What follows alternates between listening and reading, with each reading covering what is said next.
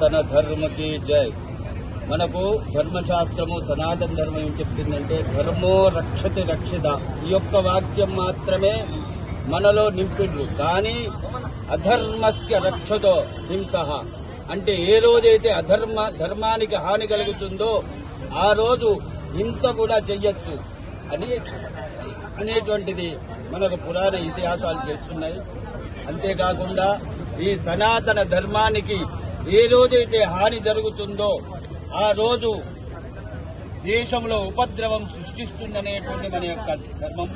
అలాంటి తిరుపతి వెంకటేశ్వర స్వామి దేవాలయంలో ఈ యొక్క అపవిత్రత జరగడమే కాక గత 15 సంవత్సరాల నుంచి ప్రతి దేవాలయంలో కూడా ఈ యొక్క దేవాదాయ ధర్మాదాయ శాఖ ఆధీనంలో ఉన్న ప్రతి దేవాలయంలో కూడా ఈ అపవిత్రత అనేటువంటి చోటు చేసుకుంటుంది.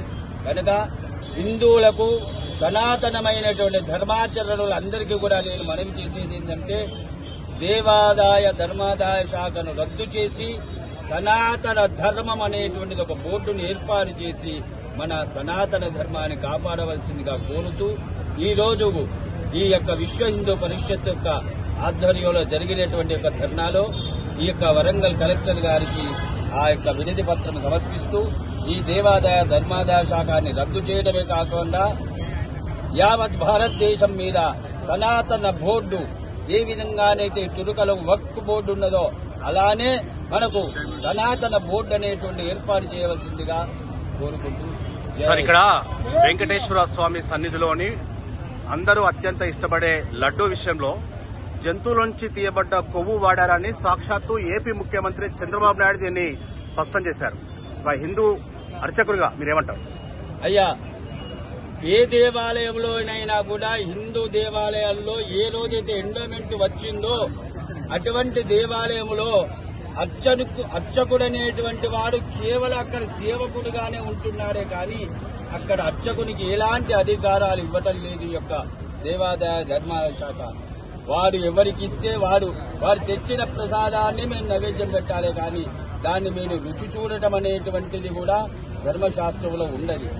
కనుక ముందు దేవాదాయ ధర్మాదాయ శాఖ అధికారులే దీనికి మూల కారణము అనేటువంటిది మేము. ఇప్పుడు మీలాంటి బ్రాహ్మణోత్తములు ఒక ఎగ్గు గాని మసాలాకు గాని నాన్ వెజ్ గాని ఆమడ దూరంలో ఉంటారు.